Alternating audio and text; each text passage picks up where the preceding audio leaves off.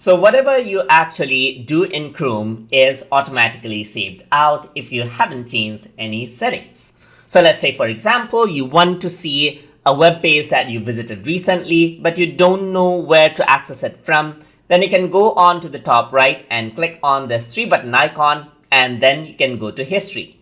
So once you do that, you can see that there are history of pages. So here you can see that I recently went to the extension, the currency converter.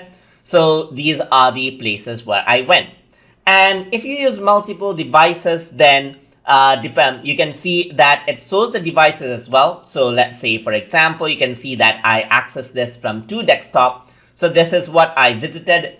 That is Google, my activity in this desktop, and then in the other code I visited Google, and then in the other desktop I visited Google Hangouts and Gmail. So if I were to click on Google Hangouts, you can see that I can go towards that page.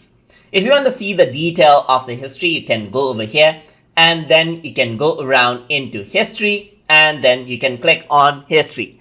So once you do that, you can see that you get more details about the histories. For example, I recently visited Hangouts, so this shows up right here. I can scroll down even further, and here you can see that I accessed Wikipedia on Google Chrome on 7/20. So if I were to click on this, then you can see that the file cannot be accessed because I have already deleted the file. But anyways, you can see that there's a lot of options. So if I were to click on this, then it'll just navigate me around to that page in Google Chrome. And that is how you can access the history list and then revisit the websites that you have already visited inside of Google Chrome. So if you guys learned something as always, and as always, please like, comment, share, and subscribe.